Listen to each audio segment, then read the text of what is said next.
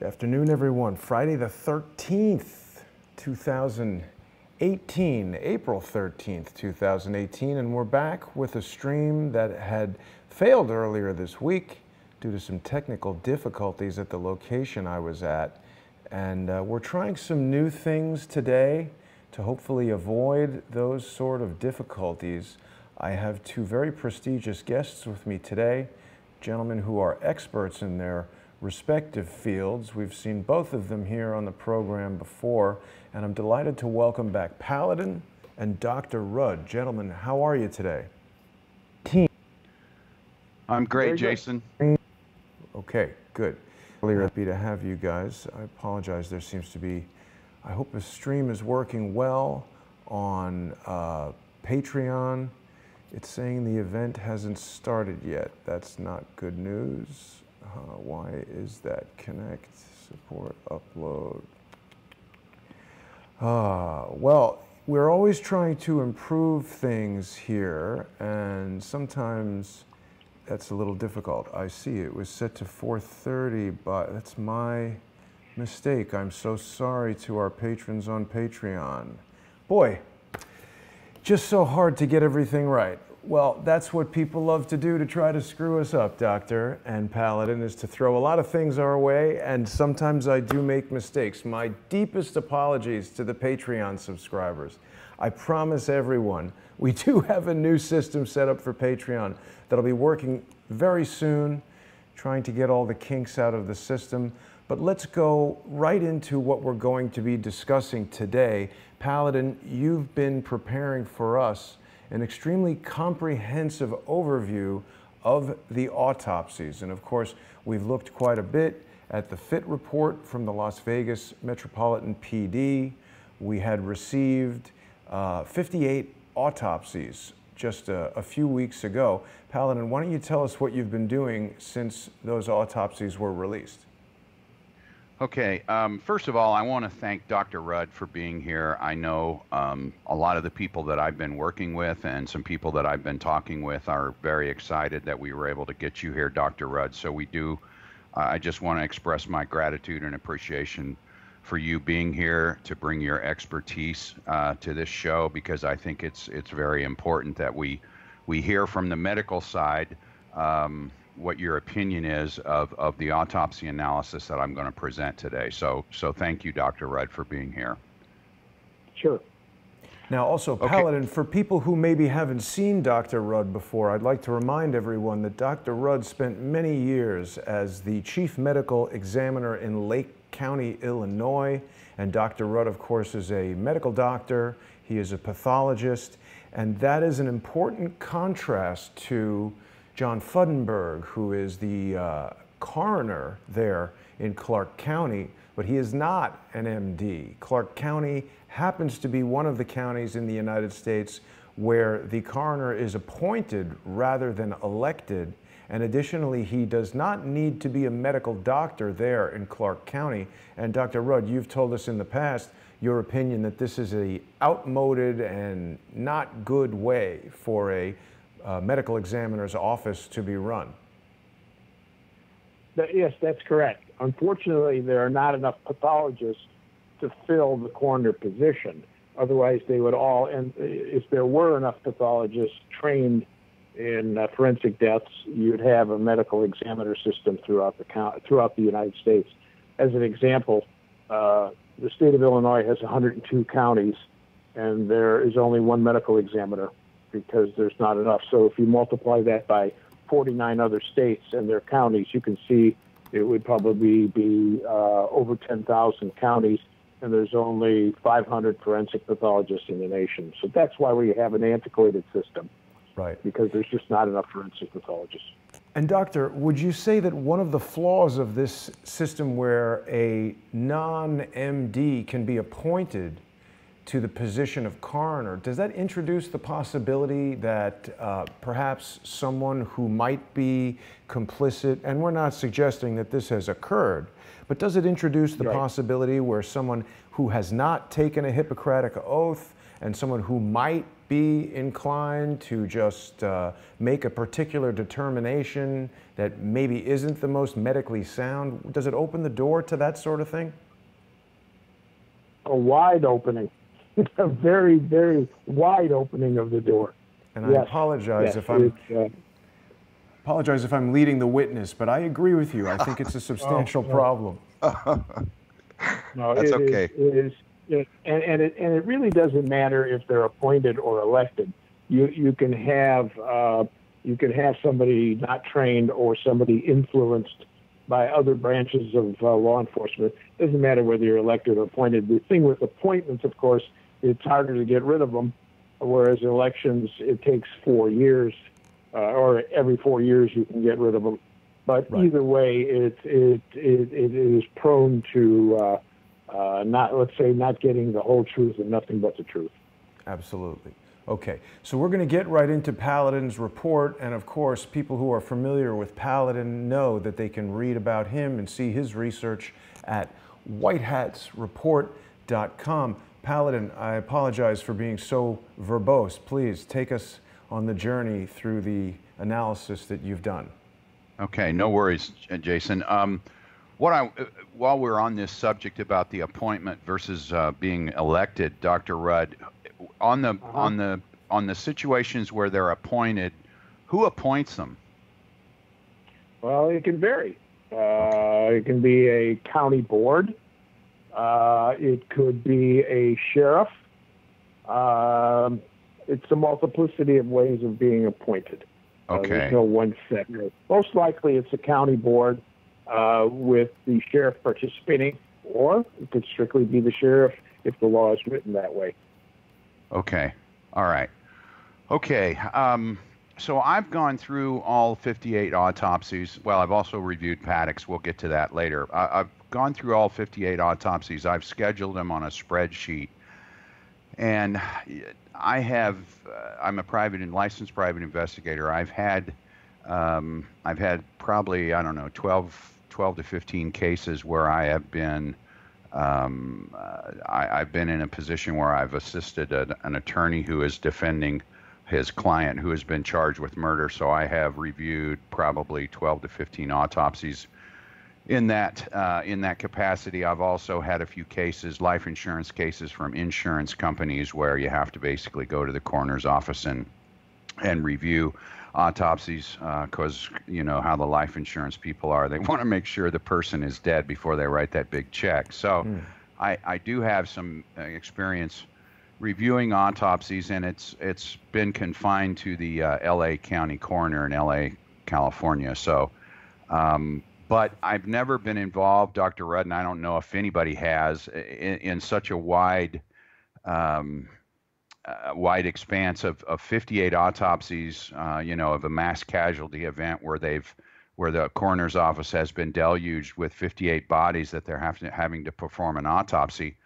And so my first question, I just kind of want to go through some questions here as far as procedures, protocols, so that everybody, the listeners and myself, understand exactly how this should be performed, so that we can then compare the results of what I've done with the analysis to the way it should be done.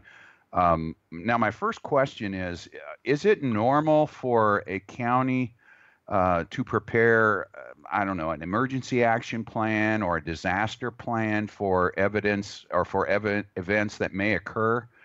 Something like this, where they would come to you at Lake County and say, okay, Dr. Rudd, we need you to submit to us an emergency action plan in the event that we would have some natural disaster or we would have a terrorist strike or whatever, where you would have an inordinate amount of casualties that you would have to process through your office.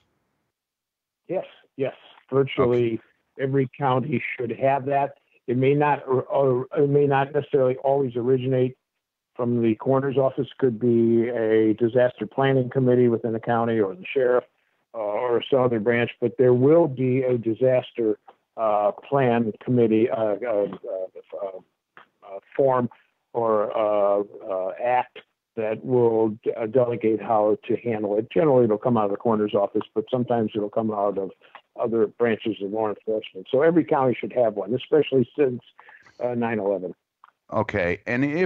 Okay, so in that event, would you then become involved with securing other pathologists from other jurisdictions to come in and assist with the autopsies? Would that be part of the plan? Yes, it would be part of the plan, and that's probably the hardest part of the plan, because you'd have to get pathologists locally, and then from the next state, and from the maybe elsewhere. It's very difficult, especially happens with plane crashes. The 50 shot right. is a large number for shooting, but as far as a plane crash, we had one in 1979 in Chicago. Right. And then you got 200 people, and so you have to try to find somebody.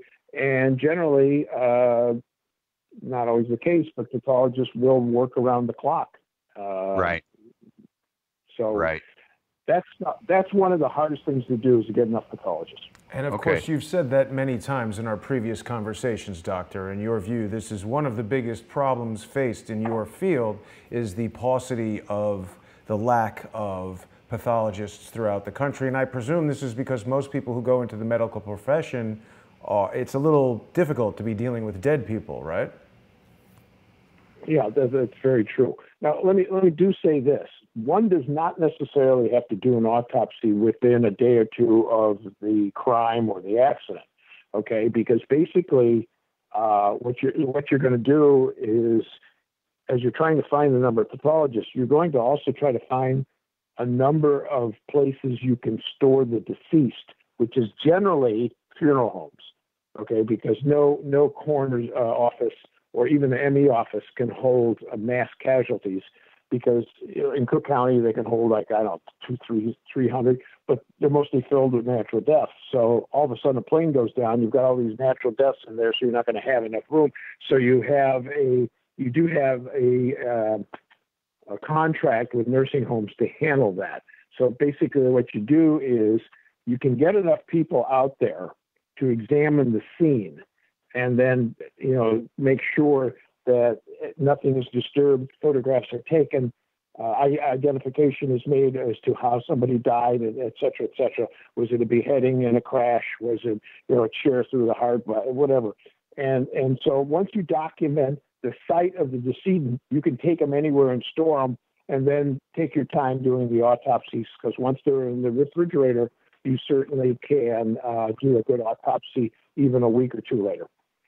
Okay, yeah, I got a couple of questions on that part. Now, with the securing of other pathologists, is that when you prepare your disaster plan, I guess for lack of a better term, or emergency action plan, Correct. do you actually contact those pathologists ahead of time? Yes, or is that a disaster plan. No, there's a disaster plan, obviously made ahead of time, and we'll use the example in Illinois.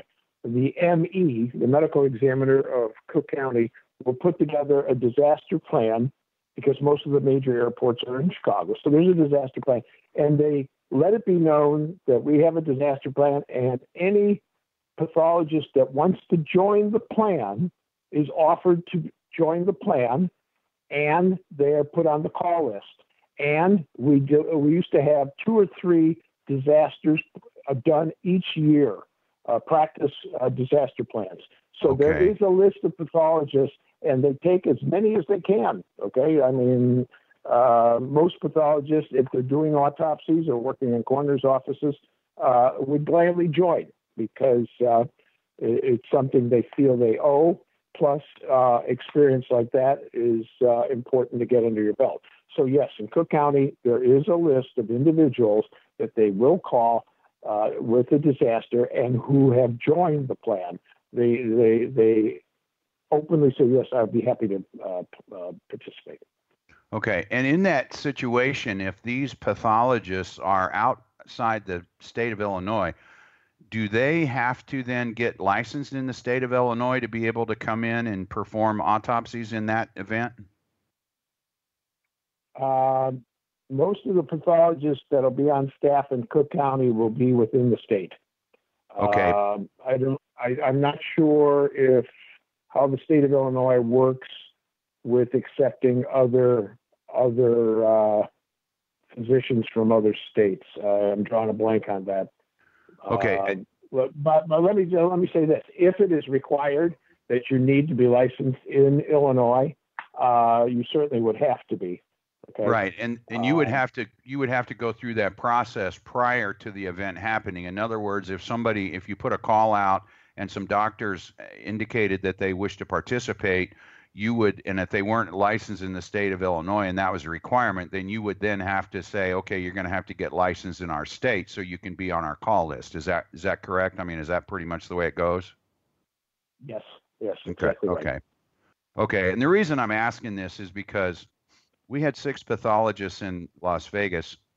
2 of them were assigned, two of the 6 were assigned to the Clark County Coroner's Office. The other 4 came from other states. So that's why I'm asking him. I'm just trying to get an idea, a feel for how this would have all come about, because they were all licensed, by the way. I did check their licenses, and when we get to this other sheet, a recap sheet, we'll see that. I put together their affiliations, their experience, their fellowship, their board certifications, where they graduated from, and some other information. So, okay, and I just wanted to be clear on that. So basically, these people would have already been picked ahead of time. So all you got to do, you got a disaster, you pick up the phone, you call them, and you say, okay, we need you here as soon as you can get here, essentially. That's correct. That's correct. Optimally, if you're going to have a plan, people sign on. You give them various numbers. You give them your contact points. You give them all the information that's necessary.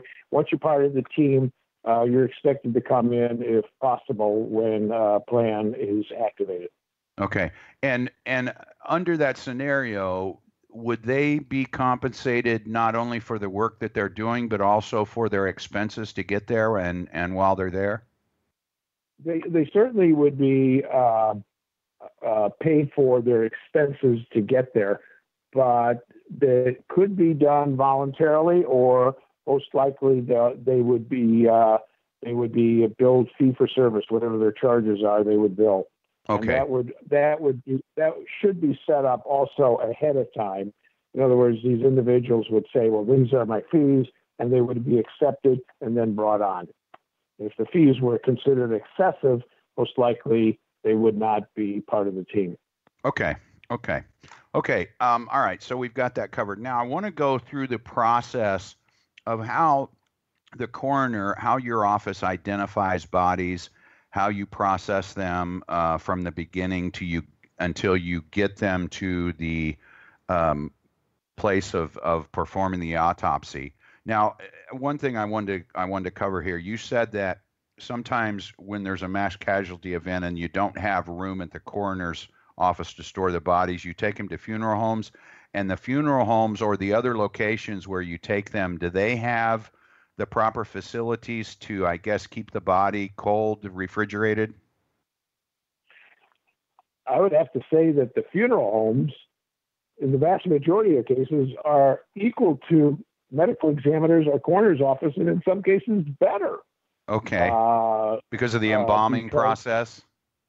Correct. And the fact that they do such a large number. I mean, sadly, people die every day, and certain funeral homes do better business, so they have to have the ability to store the deceased. Yes, thank God we have funeral homes, because in mass casualty, they become very, very important. And they also are part of the team, and they also have contracts with the county. I know we did.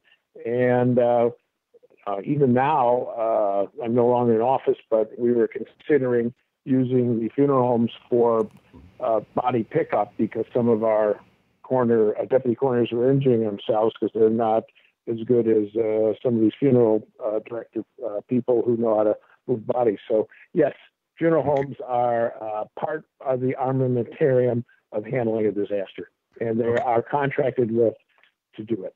Okay, and would it be accurate to say that keeping the bodies refrigerated until from the time of death till the time of autopsy is important?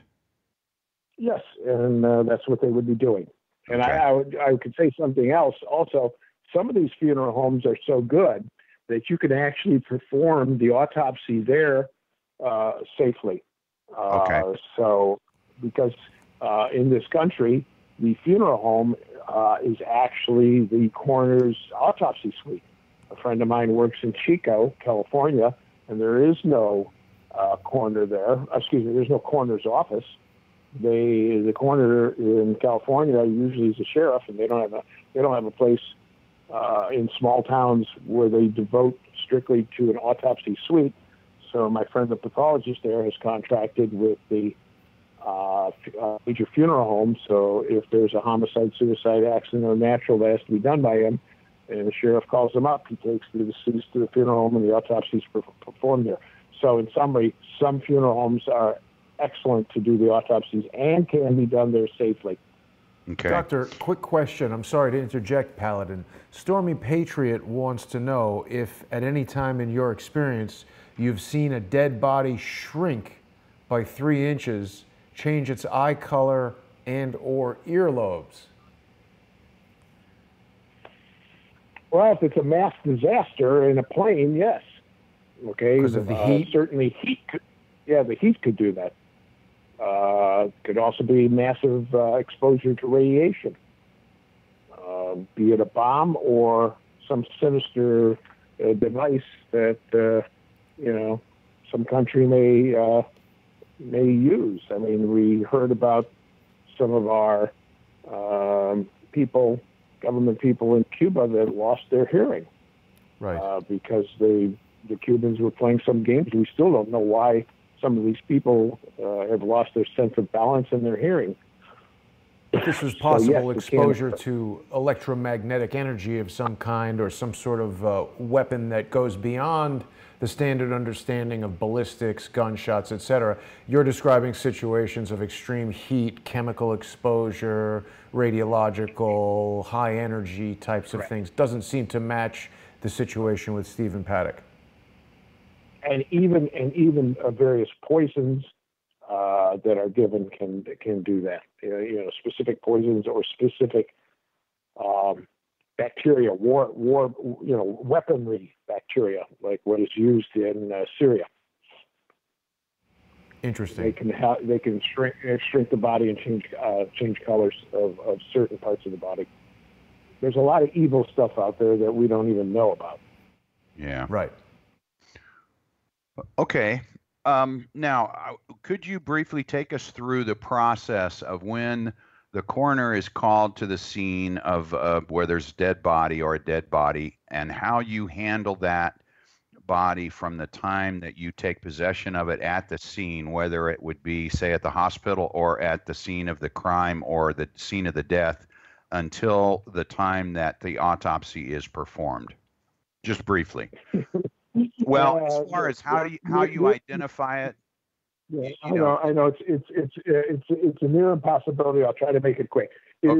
When I sat down and wrote down everything, I didn't realize it would be this long. Okay. All right. So first of all, I'll try to make it quick. First of all, you get the call. You get the call in from whatever branch of law enforcement. They tell you there is a massive casualty, and it involves this or this or this. Is it a bomb? Is it a plane? Is it a shooting? Okay. So the first thing you do is you gather your team of assistant deputy coroners. In my case, it would have been 7. You start. Every truck we have that goes out to the scene has its investigative tools and equipment. Then you get to the scene. The first thing you do is introduce yourself, identify yourself to the police, introduce your other people. You don't have to necessarily tell them what your role is. They know who you are. Okay. Next thing, you assume nothing that has been done by the police. You just assume it. It probably has been. And I'm talking about scene safety. So you make sure things are safe. Okay, you go in there, is it a chemical attack? Is there a gun someplace? Is there a bomb someplace? So you go in there, you establish scene safety. All right, then you get to the decedent and you confirm or pronounce the death. Okay, and then you meet with the people, the attending agency that is there. So the cop that found him or whoever found the sheriff, you discuss it. Okay. You conduct a scene walkthrough. In other words, tell us, law enforcement, what did you do when you got here? Now, as I'm saying this is all being written down or documented or taped. Okay. Then you establish a chain of custody. Okay. So if you're going to send out a bullet, you're going to send out a weapon, you make sure that there's a chain of custody. Somebody has to sign for it. Obviously, it's been photographed. Something else that you have to know, you have to know the laws in the area related to collection of evidence. So know your laws so you don't screw up. Okay. Then once you've done that, you start documenting the scene. You photograph the scene. You develop a descriptive documentation of the scene. You establish a probable location of the injury or illness of the decedent there. Okay, so if it's obvious, you document it. As an example of how important that is, when Lieutenant Glinowitz killed himself and tried to pass it off as a homicide, we didn't know how he died at the scene. Hard to believe. He's dead. He's got blood on his mouth, but we don't see a bullet. Well, that's because his vest was skin tight, and we weren't going to remove it until we get to the autopsy. Okay, so you don't necessarily start taking things apart at the scene. Okay, so you locate where the injury is.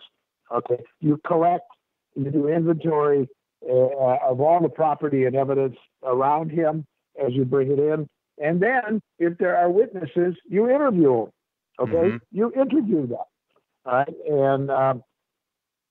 and then you take them to the coroner's office, and then once they're there, I can tell you what we do there. But right now, that's what you do at the scene. Okay, now do you put them in a body bag and you seal the body bag at the scene? Generally you do if you have one, but you don't necessarily have to have one. But 99 times out of 100, there will be a body bag. It's the only safe way to move anybody. Okay. Yes, you should have one. Okay, and do you leave them with their clothes on? Yes, we try to keep the body as you found it. Okay. As long as you establish it's safe to do. Obviously, if you find a poison or a gun, there's something that could hurt somebody in the process of moving, yes, you would remove it, yes. Okay, now when do the toe tags get put on the body that identify, because in the lost... Right. Well, the key to that is you have to know who they are. So if it's a major catastrophe, and a lot of times you won't be able to identify somebody right then and there, you'll obviously do it at the coroner's office. Now, if you identify somebody via driver's license, you'll obviously make sure that driver's license stays with that individual. But most of the IDing, the actual toe tagging, would be done wherever they're taken to be stored and operated on. Okay. All right. Let's move now to the autopsy. Normally, when you do an autopsy, when a pathologist does an autopsy, are there others who assist in the process? And I don't mean the ones who take the pictures or the ones who do the x-rays, but somebody, an assistant that would assist the pathologist in doing the autopsy? Yes, it can be one of two ways. I'll just discuss it how we do it in Lake County. Okay. In Lake County, we try to make our deputy coroners a full-service job. In other words, they not only go to the scene to document where the decedent dies, but they also deliver the body back to the coroner's office. Once they do that, they come in and then they do the IDing of the person as they're brought in, either via fingerprints, dental records, or there's an ID on them, okay, and it looks like them. We can also do DNA analysis, and I think I meant dental. I said dental, and if it's case they're so badly destroyed, we will do forensic anthropology and try to determine the sex and age of an individual. but generally my deputy coroners did everything. Now, in some cases, like in Cook County, they send out an actual investigator. He's not necessarily called a deputy coroner. He's an investigator. He'll go out to a scene and investigate the matter. In Cook County, they have a service that brings them back. And then once they get operated on, the forensic autopsy, they have something called a diener at Cook County. Diener means an assistant. In Lake County, as I mentioned before, my deputy coroner also acts as a diener. The advantage that we had in Lake County with the deputy coroner doing everything, meaning going to the scene, documenting the scene, bringing them back and assisting, is that any questions a pathologist has, he asks his deputy coroner, making it easier. Okay. So there's two ways. You can use your deputy coroner, or you can have a professional called a diener, which is a highly trained individual, some of them making as much as $90,000 a year. Okay. Now, okay, and let's focus now on gunshot wounds, because all these victims were gunshot wound victims. So let's focus in on how you would handle gunshot wound victims. Now, in this kind of a situation, would you normally, well, let's say, how often, what percentage, however you can give us an idea of the autopsies that you would do on gunshot victims, would you have law enforcement observing the autopsy? Is that normal? Is it unusual? Is it half the time, all the time, some of the time? Just to get an idea. Okay. Technically, it should be all of the time. Okay. Okay. Technically, because a gunshot wound can be a homicide, and obviously that means there would be a prosecution, whether they're alive or not. Right. Okay. We have in Lake County something called a major crime task force. Okay, because some police departments, if there is a murder, are so small they don't really have the means to do a full scale investigation. So in Lake County, they put together various police from various police departments, and they get called in to do it. When we have a murder, they go out to the scene, we meet them there, and then they come back and they assign at least 2 up to 4 people to stand in the autopsy room and watch it. And also, we give them the evidence we find that they can do analysis on, more specifically the the bullets. Or any casing. The ballistics. Okay. Right, exactly. So as we're removing it, we're preparing the bags, chain of evidence. They're accepting it. They sign it, and they take it to the police lab. Yes, you should have law enforcement there to watch and assist. Okay. Now, just to kind of give an overall here, because you mentioned sort of an exception. Do you normally, I mean, there is, when you do an autopsy, you have certain things that you do, and you don't vary those procedures at all depending on the circumstances. You do everything the same every time, primarily. Is that correct? Well, we got to be careful here. In case of a mass catastrophe, we're basically there to determine how the person died. Mm-hmm. Okay. Mm-hmm. So we will do a complete autopsy, but in this case, we might not do everything that is absolutely necessary. For instance, we may not take the gonads out or something like that. Right. If there's a gunshot wound, you know where I'm going with that. So yeah. If we've got 100 bodies waiting outside, and we see a gunshot wound to a head and to the thorax, we're not going to worry about removing the testes. You see where I'm going? But basically, you try to do as complete an autopsy as possible. Okay, but in that kind of situation, would you then be consistent with not doing certain things on all the bodies, as opposed to doing some? Yes, assuming the where the gunshot is occurring. Yes.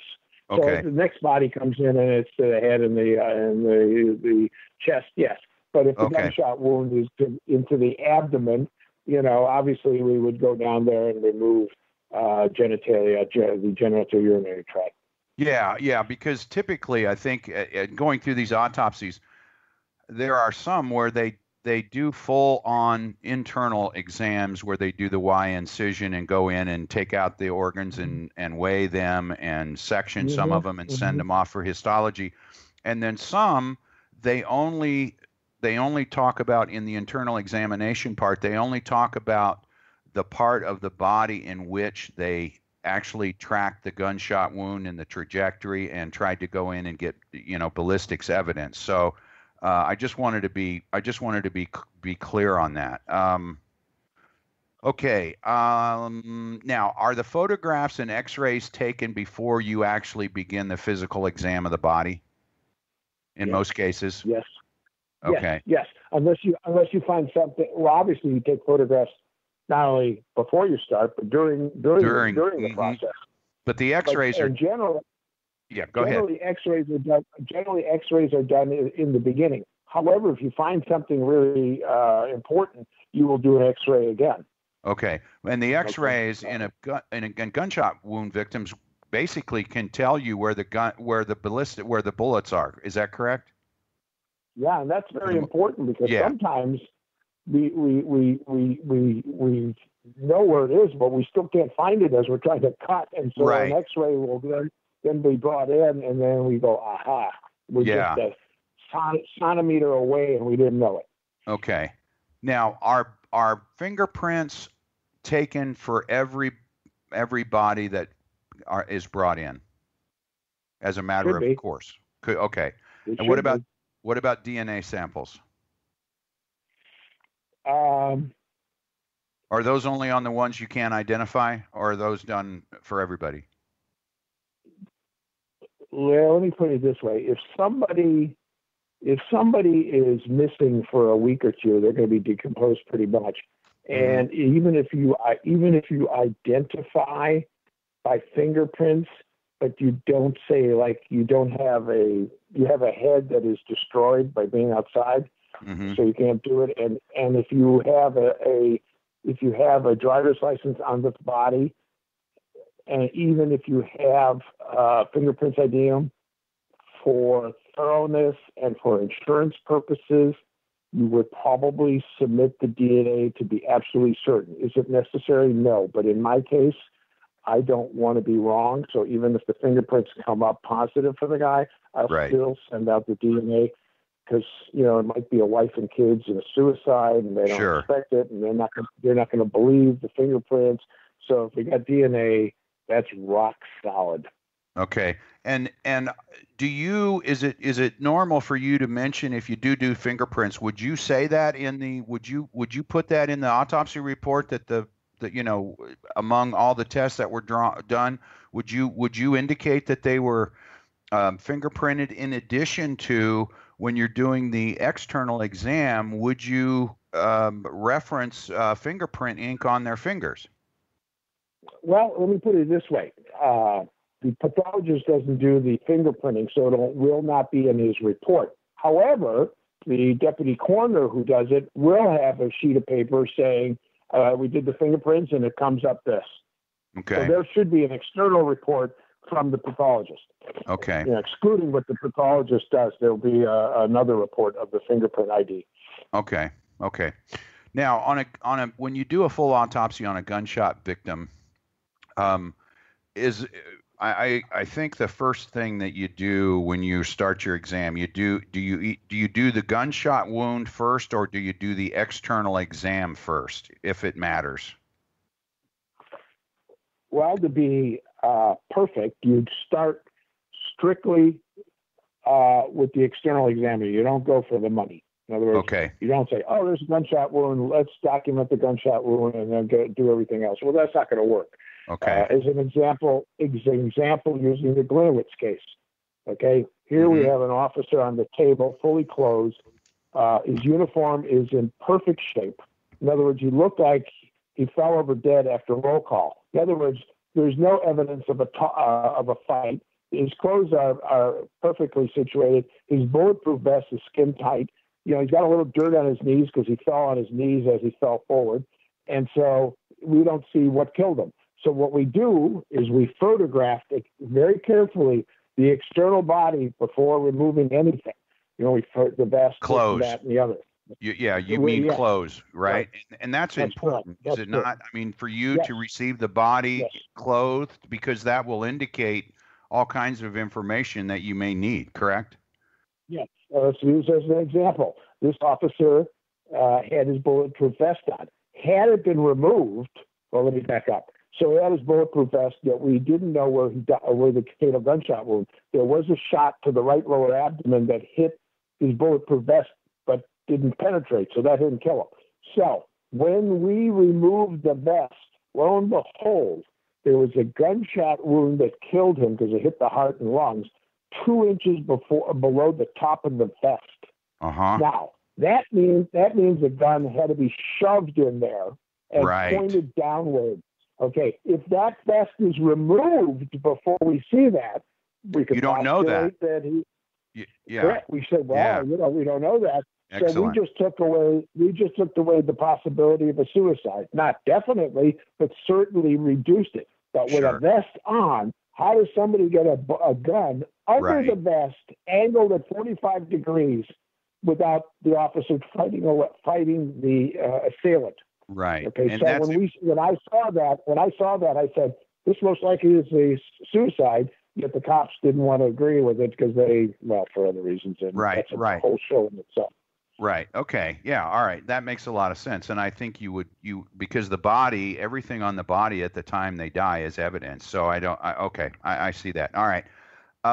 Now, in your report, what identifying information do you include? Do you include like the driver's license or the date of birth? I know I've listened to your another one of your interviews with Jason and I think Laura, where you indicated that the date of birth typically you put in there on the report. Is that correct? Yes, what we do is we'll Xerox the driver's license or gun license or passport, and we'll have it with our report. The actual license will be retained for destruction Uh-huh. because we don't want somebody using it. Right. So we'll keep it for a certain time period, meaning we will keep it until the case is signed out and there's nothing else to be done. Then we'll destroy it, but we'll have copies of it. The reason we destroy it is because we don't want it getting out of their office, whether it's legal or illegal, and then it's used. Okay, so we'll take the information off the license because we'll have a Xerox copy of it, and the original license will be destroyed. And that information would then be put on the autopsy report. Is that correct? That's correct. That's correct. Okay. When you start the autopsy, if you have the ID of the individual, you will put it in there, and you won't sign it out until you have an ID. So if you don't have a driver's license, you'll wait for the fingerprints, or you'll wait for the Gotcha. DNA, or you'll wait for the dental records.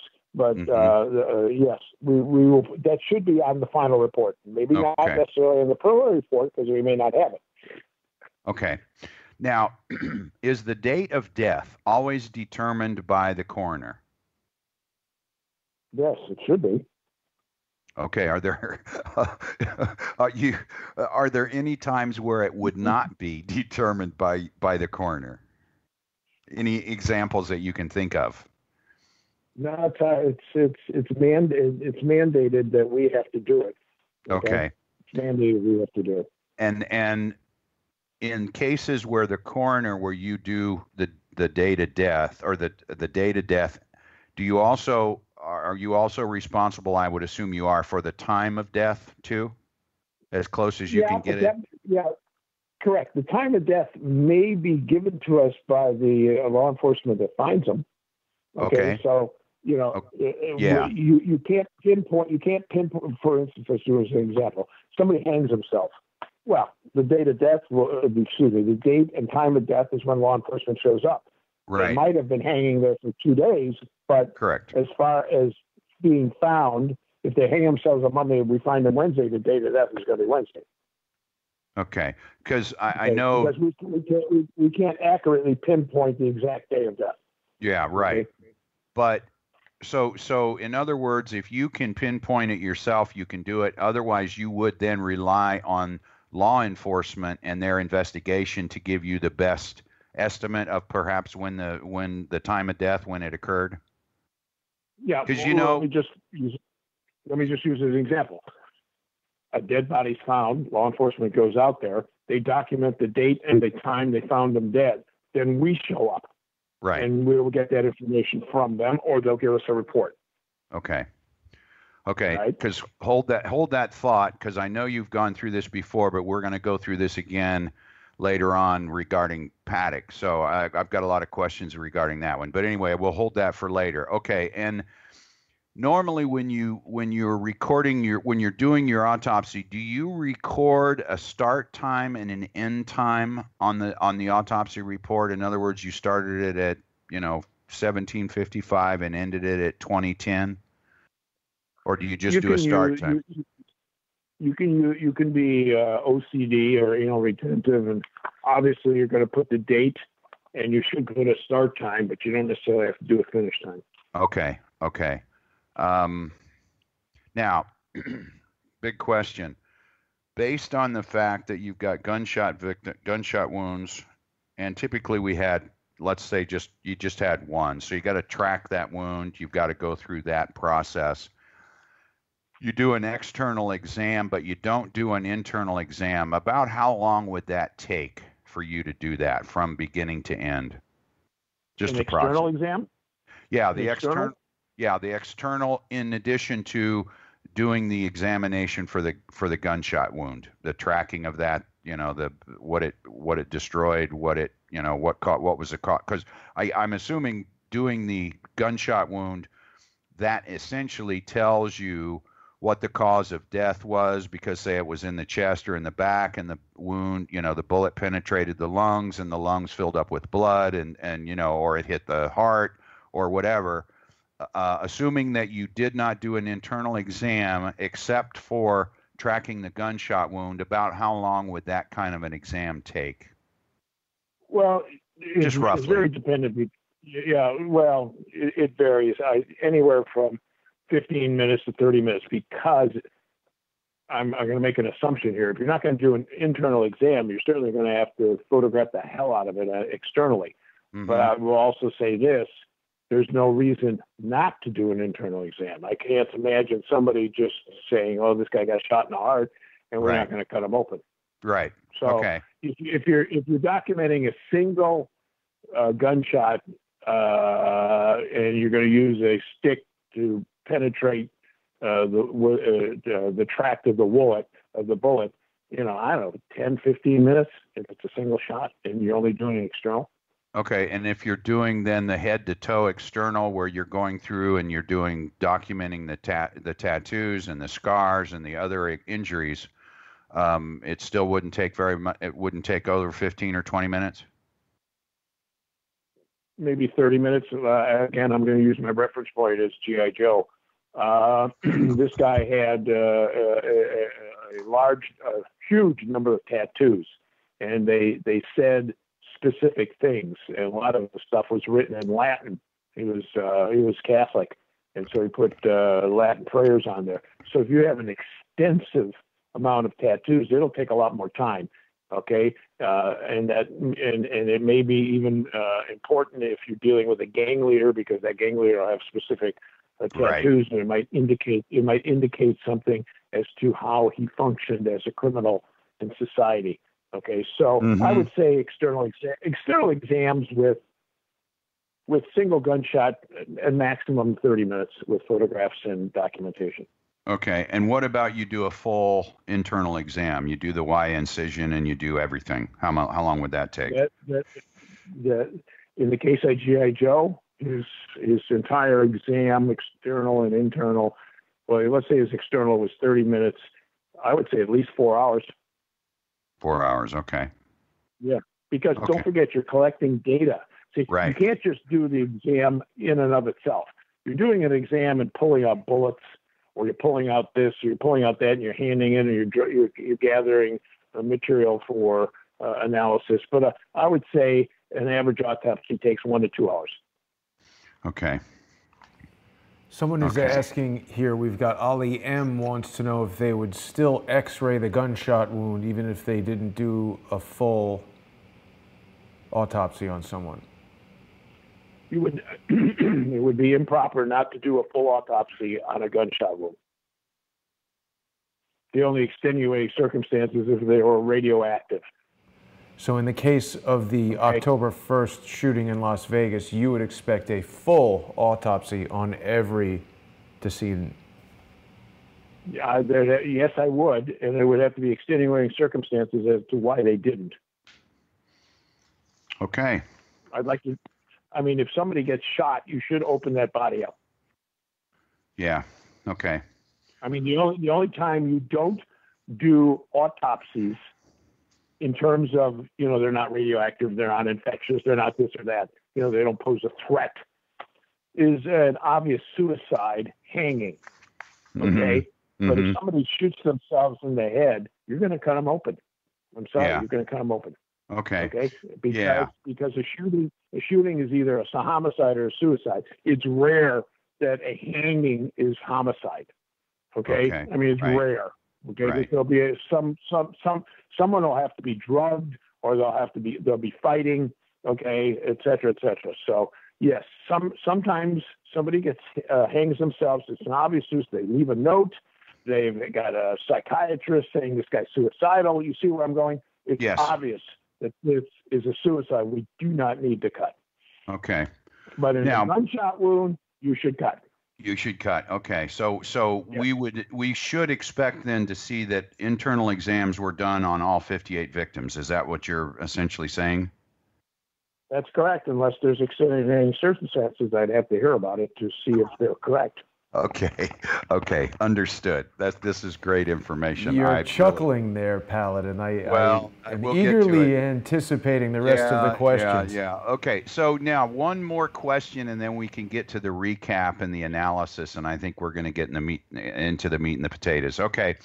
So if you pick up the body and the body is taken for refrigeration, either at the coroner's office or at the funeral home, will the refrigeration of the body, will that affect the rigor mortis? Will that extend it? Will it? Yes, it can. It certainly can. Generally, rigor mortis. Talk to us about that. Yeah, talk to us about that if you could, just for a second. Rigor mortis, the time it takes for the body to go into rigor mortis. And then typically, if it's refrigerated, how long it would stay in rigor mortis before it would then come out of rigor mortis? Doctor, I've done a lot of research and I've got so many conflicting information. I want to hear it from you. You're the expert. Okay. The thing about rigor mortis is it's not the end all and be all in determining when somebody dies. Okay, that's number one. Mm-hmm. All right, rigor mortis can take anywhere from 1 to 3 hours to set in fully. Okay. Mm-hmm. Now, with that said, the person then stays in rigor mortis for 24 to 48 hours, and then comes out of it. But listen, hear me out. Then comes out of it. Mm-hmm. And how long would it take? They peak. Yeah, how long would it take to come? Yeah, to come from. Yeah. Go ahead. I interrupted you. I'm sorry. No. Okay, so 1 to 3 hours to set in fully, and then they're in full rigor for 24 to 48. Okay, so then at what point after that? How many hours after that would they be then completely out of rigor mortis, where you would say rigor mortis has passed or it is absent? Does it take another 24, 12, 8 hours? Just in normal circumstances, if they're refrigerated? Probably within 24 hours, they'll slowly start coming out of it. Yeah. Okay, so refrigeration would slow it up a little bit, but not much. I wouldn't worry about heat or refrigeration. Okay, it'll have some effects, but not a whole lot. Okay, so based on what you're saying, then you would expect a body to be out of rigor mortis within 48 to 72 hours. Would that be an accurate statement? Correct. Okay. Right. Okay. Let me just say this: rigor mortis is more affected by the metabolic rate. Okay. In other words, if somebody was exercising before they died, then they build up a chemical called lactic acid, and therefore rigor mortis would actually start sooner. It could be less than 24 hours. Okay. Okay. And so it's sometimes it's more important what was going on in the body before they died. Okay. Would alcohol affect the rate of rigor mortis? I'll have to think about that because I know more about natural diseases. For instance, somebody dying with pneumonia and had a fever will develop rigor mortis sooner. I'm unclear. I'm trying to think if alcohol creates lactic acid. It probably does as affects the liver. So I would assume that if somebody had alcohol, rigor mortis might set in sooner. Okay. Now, liver mortis, well, I don't want to try to give you my explanation. Could you just briefly explain what liver mortis? Just to interject for a moment, according to campusprotein.com, alcohol can play a role in interfering with the breakdown of lactic acid. This causes your muscles to increase in soreness after physical activity, and alcohol damages amino acids. Well, if that's true, then it might make rigor mortis take longer. If it's destroying lactic acid, then it might be longer. Remember, the more lactic acid, the quicker the rigor mortis. So if you're destroying the lactic acid, then the rigor mortis may set in normally. It may be the normal time. Okay. Okay. All right. So now, as far as liver mortis, that's just the pooling of blood. In dependent portions of the body. So as you lie on your back, let's assume your back, you're going to have pooling in the buttock region and areas like that. But where the body is pushed against whatever, if they're on a table and the skin is pushed hard against the bone of the body, you won't get liver mortis there because the blood's not flowing. So the liver mortis would be just adjacent to where the body touches the table. That takes generally an hour. Now, you can have no liver mortis at all if you exsanguinate. So if you got no blood in your body, if you've got a big gaping gunshot, right? And you bleed out. Gunshot wound and you bleed out. There's no liver mortis. You don't even have to have a big gaping one. If you got a big hole that hits the heart, you're going to bleed out. Okay. Can I just interject again? Yeah. Could we quickly, for people watching who aren't familiar with these terms, could we go over those different stages of death and what liver mortis, rigor mortis, what all that means? Okay, well, basically, the determination of the time of death or the interval between time of death and the body is found is actually very, very difficult. So what they've tried to do is use two methods of analyzing or trying to determine the cause of death. That is liver mortis, which means nothing but blood after death, liver, blood, mortis, death. So the pooling of blood. So if you find somebody that you don't find pooling of blood, then it's probably less than an hour that they had died. Now, if you find somebody that has pooling of blood, then you know that it's at least over an hour. But you can't do any more than that with liver mortis. Again, liver mortis, blood pooling. Then there's something called rigor mortis. That is the stiffening of the body after death, and that generally takes between 1 and 3 days. 1 or 3 hours, and it's highly dependent upon the internal temperature of the body. Was he exercising? Was he sleeping? Was it hot outside or not? That type of thing. But generally, it has to do with internal temperature, and that is the stiffening of the muscles in the joints. So that's what we're talking about. And you try to determine the interval of death, and when you find them, it's an inexact science, and you shouldn't put too much to it. Okay. Okay, Jason, if you want to pull up the first page of the 4-page Word document, I think we can get into now the results of the autopsy Sure. review. Absolutely.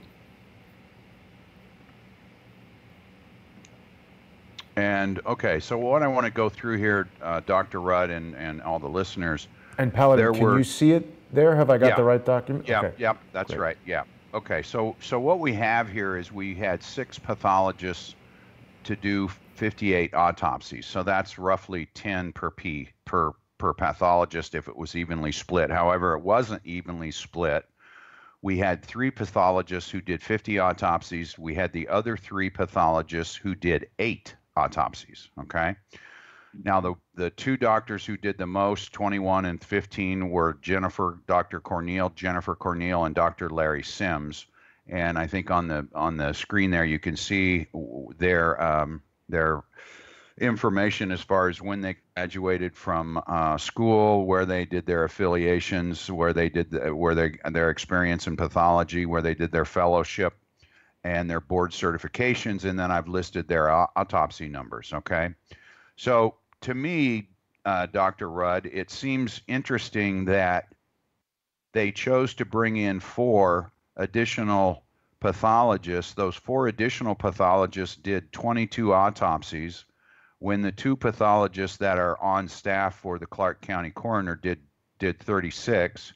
And you actually had 3 other pathologists, Dr. Timothy Dutra, Lisa Gavin, and Alan Olson, who did not participate at all in the 58 autopsies. I thought that was very, very unusual, to say the least. 2 of these doctors were DOs, Doctor of Osteopathic Medicine.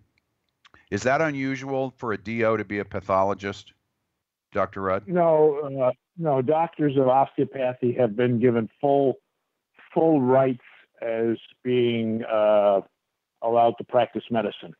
Okay. Okay. So an osteopathic doctor is equivalent to an MD, and they do take fellowships and residencies in pathology. Remember, it's just a degree you get from a school. So you're a doctor of osteopath or a medical doctor. Once you leave that, you go into regular training. So MDs and DOs do the same residencies and fellowships. So yes, you can have pathologists that are DOs. Okay, and that's when they go into specialization. Is that correct? Once you become a doctor or a DO? Yeah.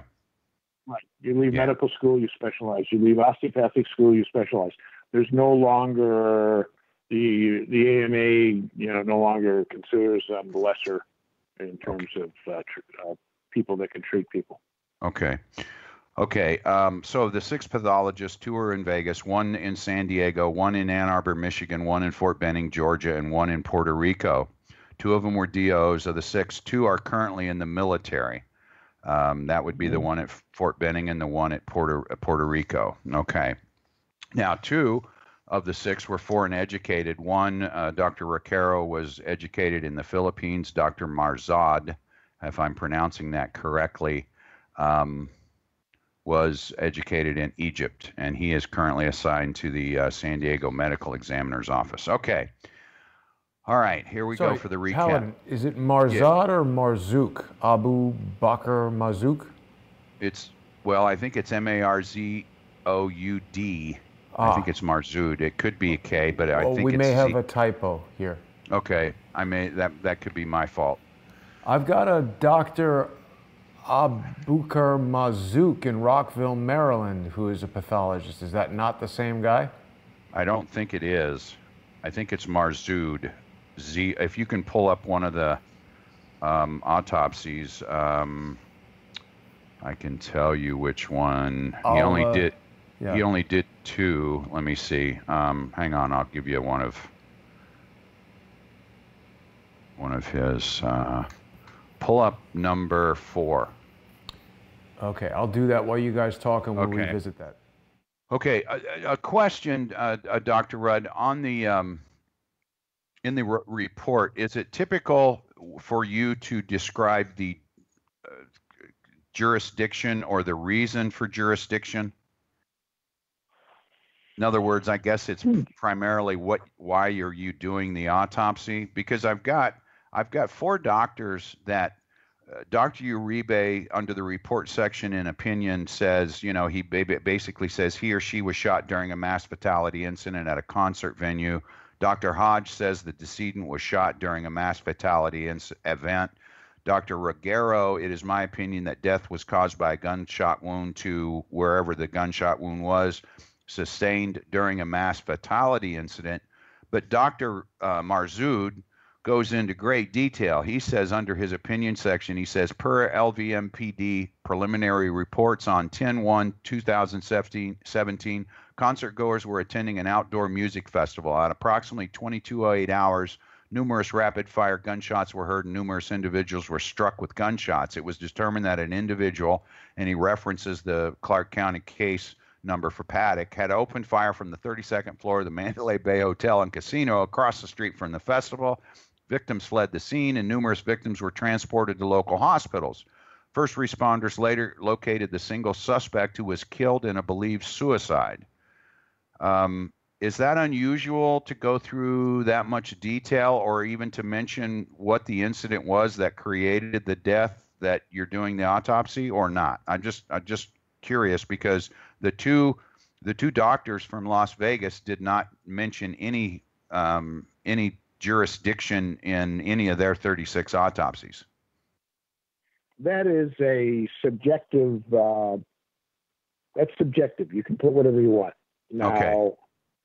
The individual, since he's out of town, is probably putting that in his report to refresh his memory if he gets called in to court. Testify? Yeah. Okay.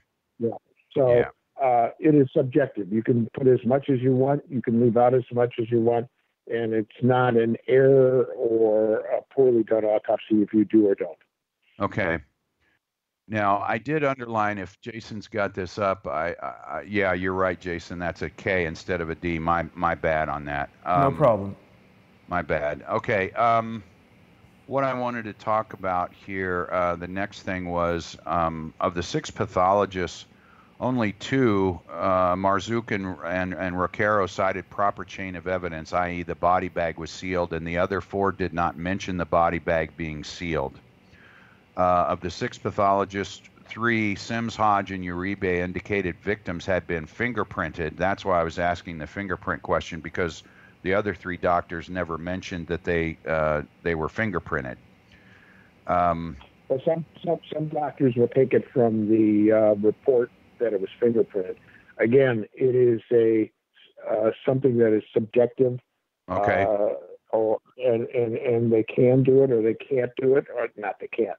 They can do it, or they don't think it's necessary because there's other documentation that indicates they've been fingerprinted.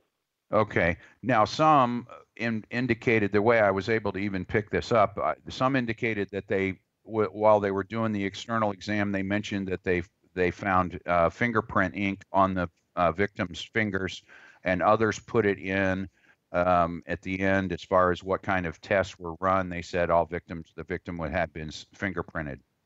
Now, of the 6 pathologists, Uribe was the only one who did not cite a date of death. And he did 3 autopsies, and he did not put a date of death. 3 doctors did not cite a time of death. 2 doctors did not cite a time of the autopsy. And there are 2 doctors who didn't. There were 58 autopsies done. There were 20, and we'll get to this. There were 27 victims who Roquero and Sims indicated that there was rigor mortis was either minimal or there was no rigor mortis was observed. And these were the only 2 doctors who had victims that did not have rigor mortis. And we'll go into that in detail later on.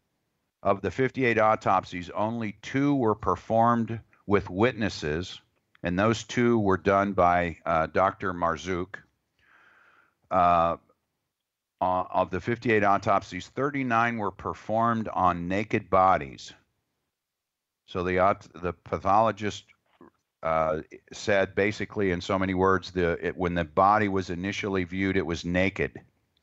2 were performed on fully clothed bodies. Again, this is Dr. Marzouk. And 17 were not described. Only the doctor said that, he started the autopsy in the clothes. He gave a description of what the clothes consisted of. So in the 17, we weren't able to determine whether that was they were clothed or not. But I thought that was interesting that 39 indicated that they performed autopsies on naked bodies. They did not describe the clothes, whereas Dr. Marzouk did say they came in fully clothed. Only 16 of the 58 indicated chain of evidence, i.e. that they took the body out of a sealed body bag. 20 victims were fingerprinted. And I know this drove people crazy on the Joe Napoli interview because I was asking about the bracelets, because everybody at the concert had a bracelet. That was their ID to get in. The bracelets were scanned. And only 17 victims were cited by the doctors as having some type of bracelet. Of the 58 autopsies, ballistics evidence was recovered from 46. Of the 58 victims, 37 had additional injuries. Of the 58 autopsies, 27 had no internal exam performed at all, and 5 had very limited internal exams performed in relation to just where the gunshot wounds were. Of the 58 autopsies, 29 victims were in rigor. 8 were described as minimal. 15 were described as rigor mortis has passed, and 4 were described as rigor mortis is absent.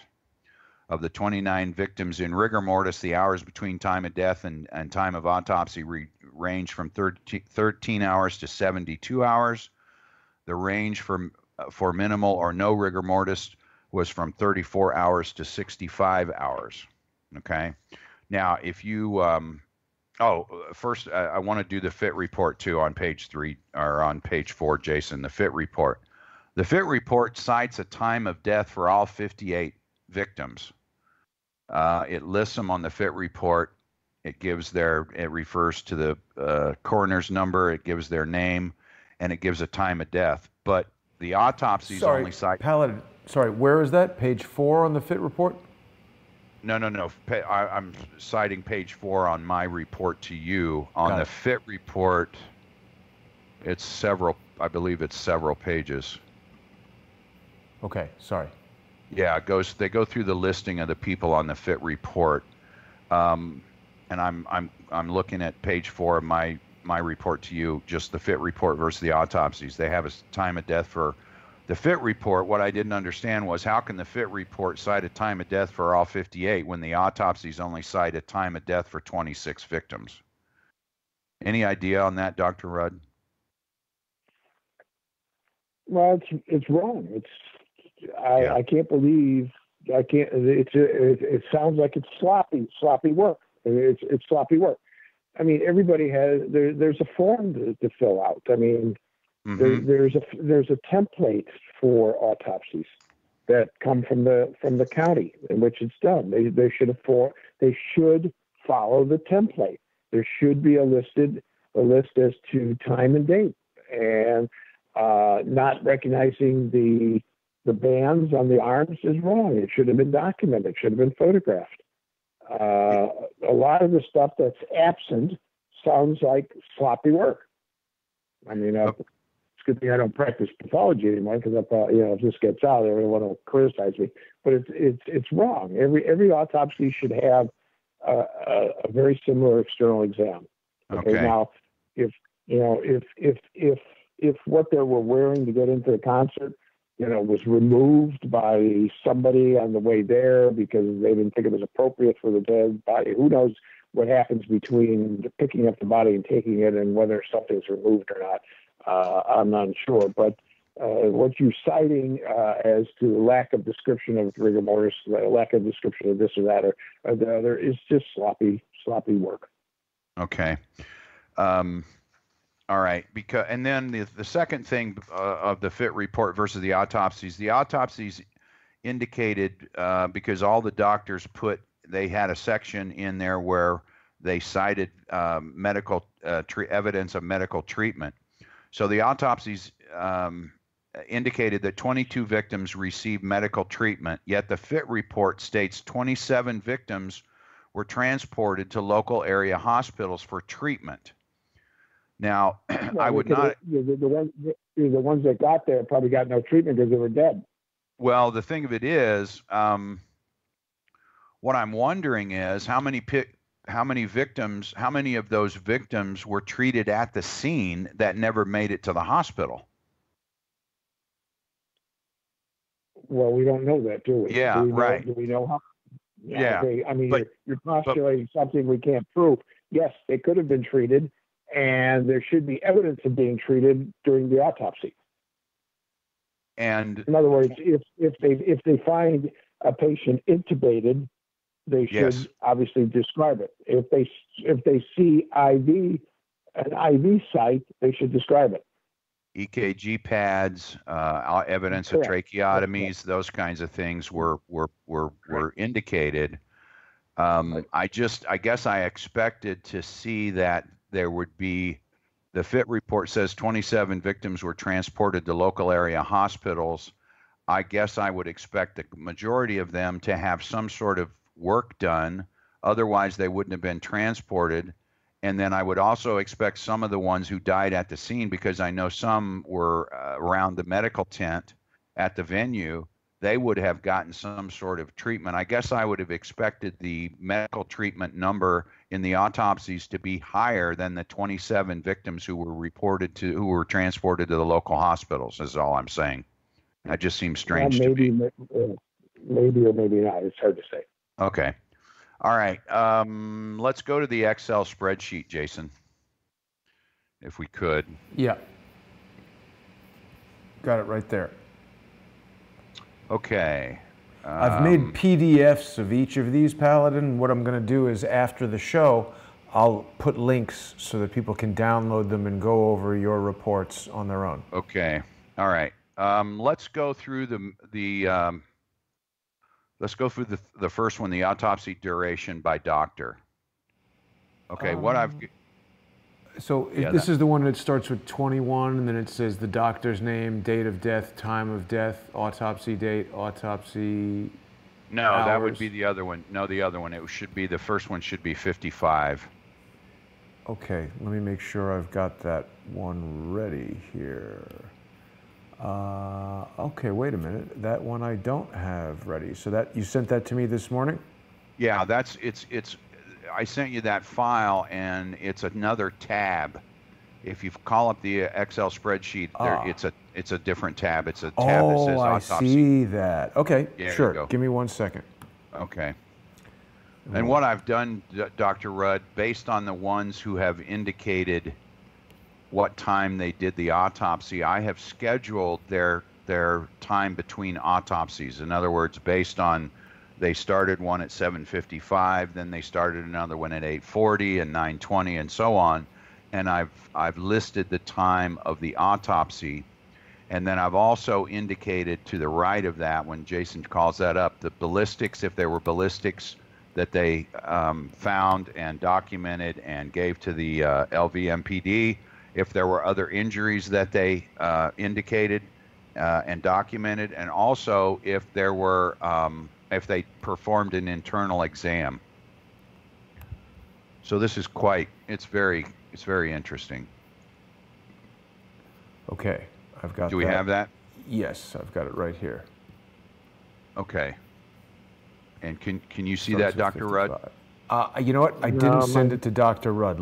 I'll email that right now. It might take him a moment to get it.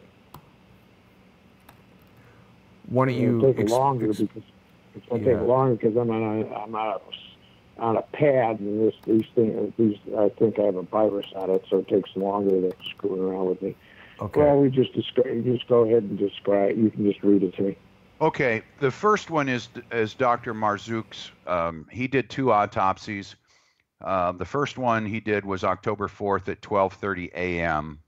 And he found ballistics. He documented other injuries, and he also did an internal exam. The next autopsy that he did was at 3:15 a.m. So basically, you've got 2 hours and 45 minutes between autopsies. Yeah.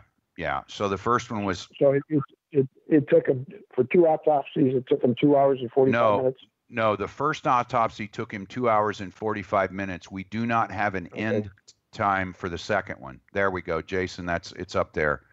I don't know if you can see that. Okay, now we go to Dr. Cornell. And the first autopsy she performs was October 2nd at 7:55.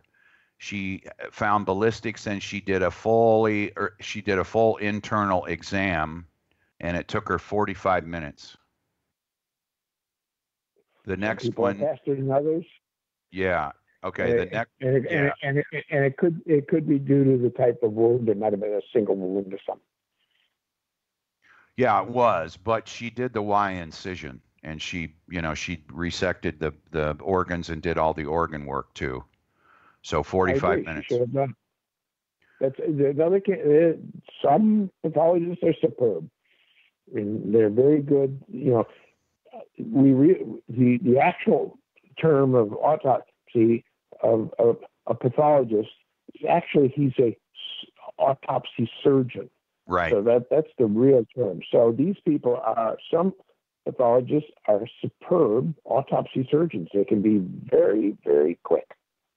Okay, so she did 45 minutes, 40 minutes, 55 minutes, then 40 minutes on the next one that was an internal exam, then 35 minutes and 40 minutes and there was no internal exam, then 45 minutes and 20 minutes and no internal exam. She took an hour and 15 minutes, no internal exam. And then she took 25 minutes and 30 minutes with no internal exam. Okay. But where were the gunshots? I don't have them listed on here. They're not on this. Because if the head was blown off by a bullet, you don't necessarily need to do an internal exam if you found no other bullet holes. Would you like me to bring up? You should, just for completeness, you should. Okay, but if you got a head blown off, you know that's the cause of death. Okay, so we need to know where the bullet was. If this person got shot in the heart and she didn't do an internal examination, that's pathology malpractice. Well, I can sure do a schedule for that. I just didn't put the bullet wounds on this particular schedule, but I could do that easy enough. Okay. Well, why don't we look for a moment just at, let's say, autopsy 27 and see what it says? Yeah, okay. Okay, or 32, yeah. Well, here's 27. And it says, manner of death, homicide. Body is identified by a tag on the right great toe. What are we looking for specifically? The body is that of a normally developed and well-nourished blank female, appearing consistent with the listed age of blank years. Length is 65 inches, so that's 5'5". Weight is 173 pounds. The body is well preserved. The scalp is covered with black hair measuring up to 13 inches on the top of the head. Ears are normally formed with bloody drainage. The earlobes Okay, are this pierced. is of the head. That one is of the head. It's in the first page. Opinion, cause of death, died as a result of a gunshot wound of the head. Yes. Mm-hmm. Okay. Now, right. What was the other one? 32? Yeah, that could preclude an internal examination. However, it should have been done.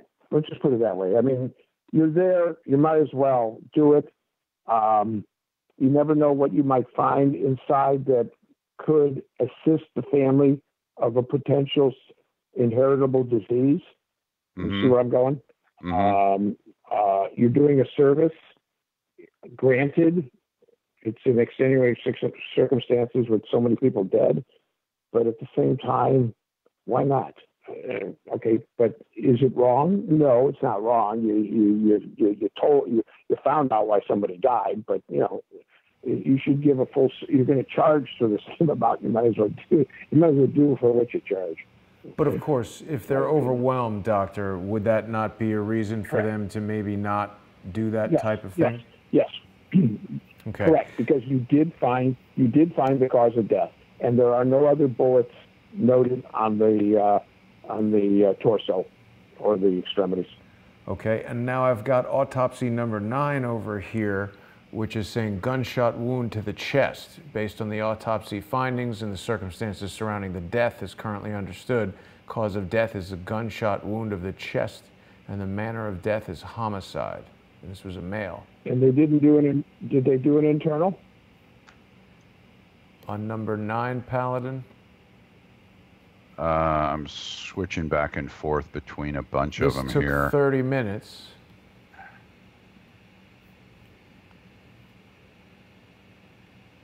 Well, we don't know that one. We don't have a time. We don't have the time when it was finished.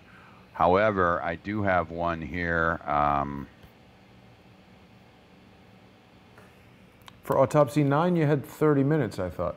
No, because that was the last one that she did that night, and she didn't have a time when she ended. What I did was I took the time that it took to do the autopsies. I used the time that she started the prior one till the time she started the next one, and I used that as the time. Go to number 3. Go to autopsy 3. Yeah. This one is a gunshot wound to the back, and she did not do an internal exam. Body is unclad. Well, this is also different in terms of the way it's written. It doesn't follow the format of the others. They're all different. Yeah, they're different. They're all different, which is kind of frustrating. If you're trying to go pull out certain information, you really have to go through them several times to find what you're looking for. But doesn't it seem strange, Paladin and Dr. Rudd, doesn't it seem strange that if you're typing up all these documents, why would one person type 2 documents so dramatically differently? I would think you'd be, in a practice of sort of formatting your document the same way. I agree. I can't answer that. And I certainly can't answer why somebody gets shot in the back and they don't do an autopsy. How do they know what organ caused their death?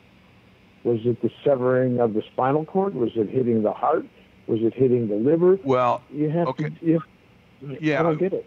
What I did, though, Doctor, to indicate that there was no internal exam done, I didn't count an internal exam if they did not do the full Y incision and do an internal exam, okay?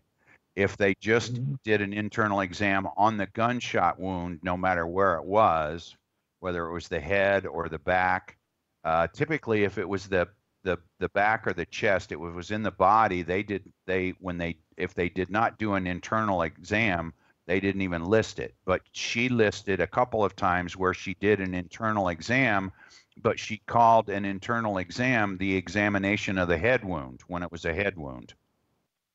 Yeah, that's appropriate. You can do it if the death is due to a bullet in the head and nowhere else on the body. You don't necessarily have to do a internal examination of the torso. Okay. So then why would she do? Go ahead. Yeah, I don't know. Why would she do internal exam? If you got a gunshot wound to the back, you still do a Y-shaped incision. I don't know why she did that. Okay. Because there are some where she did do a Y incision. Okay, call up 48, Jason. Coming up. This is a gunshot wound to the back. Okay, it says it on the first page. This blank-year-old female, and then they blanked out her name, redacted her name, died as a result of a gunshot wound of the back. Okay, and then on page 4. The bottom of page 4 starts the internal exam. She does the body cavities. She does the cardiovascular system. She does the respiratory system. She does the hematobiliary system, the hemolymphatic system, the endocrine system, the gastrointestinal system. I mean, she goes through all these systems, the neck, the musculoskeletal, the head. Why is this one so complete? So that one is, this is my question, Doctor. Why would they do a full-blown autopsy on some and not on all of them? I just don't understand this. And where's the And signature here? The signature is up top on this one. I mean, the format is just all over the place. It's wrong. All I can say. Okay. Now, without reading it and having it in front of me and looking at the pictures of the decedent, which of course you guys won't get. Yeah, Nobody right. gets the pictures. Right. The only way you can get the pictures, by the way, you can get the pictures of any autopsy if you get the immediate family to release them to you. Okay. Just to let people know that. Okay. Yeah. Yeah. Right. Okay. All right. Well, you know, Paladin, you might in fact find some of these.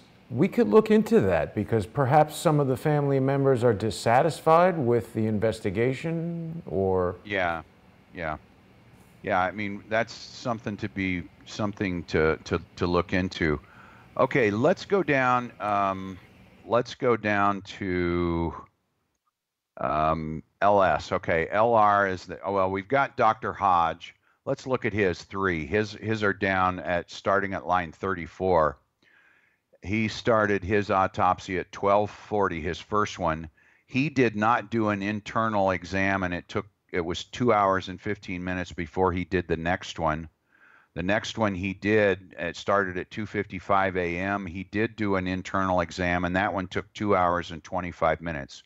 So, you know, I guess I don't know, maybe he's slower. I don't know, but I mean, I might be on the wrong page here. You're looking at LS. I see his first one starting 10:35 a.m. No, JH on line 34. If you can call it. Well, no, you don't have line 34. Okay, it would be after JC, after all of hers. It would be then. If you're looking in the second column, it would be JH. That would be the doctor, Dr. Hodge.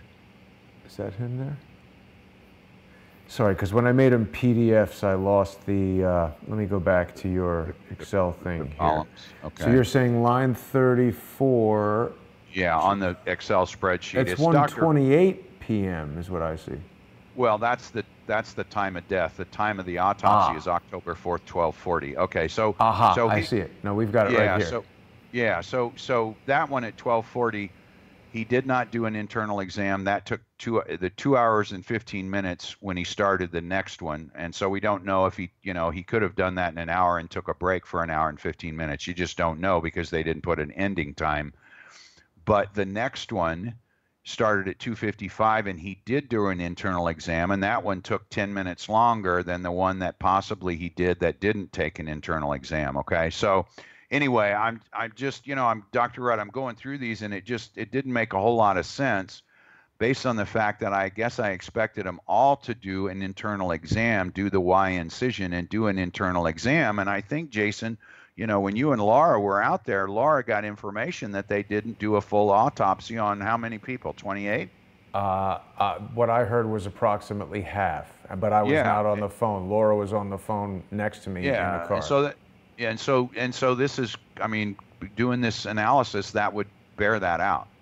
Okay, let's pull up autopsy 6, if we could. Yeah. Okay. Now this one was done by Dr. Sims, who is a DO, and the cause of death was a gunshot wound to the right upper chest. Okay. He indicates his internal exam, or his external exam. He does an inventory of the gunshot wounds. And then on page 5 of 8, at the bottom of page 5, he starts his internal exam, and he gives us how much the heart, the lungs, the liver, the spleen, the left kidney, the right kidney, and the brain weigh. And then he goes through the body cavities, the neck organs, and so on. He does a complete exam. And as you can see on this schedule, he started that one at 2:15, and the next one that he performed was at 2:30. So that means that he did that exam in 15 minutes, internal and external. Wait a minute. He started one at one time, started one at the other. Does he have completion times? No, he doesn't. But he started one at 2:15 p.m. He performed an internal exam, a complete internal exam, and an external exam. and then the next one he started was at 2:30, 15 minutes Okay, later. but are there completion times? No, there's no completion times. Okay. All right. A pathologist, if he has a diener, can be doing two at one time. So he can start one at 2:15. He can start one 15 minutes later. Sometimes the diener will take out various parts for him to examine separately at the table. So if they did an external exam where they know where the bullet went and where it went, he can do two at once. He should have a completion time. Okay. I hope I'm making myself clear. If it's an obvious gunshot wound, they know it hit the heart and went through the body. Okay. So he starts one at 2:15. They open him up. Oh, there's the bullet hole. It's at the chest. It goes through the heart and it exits the back of the individual. Then he can turn to the deaner and say, okay, we know the cause of death here. Will you please dissect out everything else, and I will review it at the table later. He walks over 15 minutes later, starts the other one. That might be an easier one, too. So you got to be very careful with that.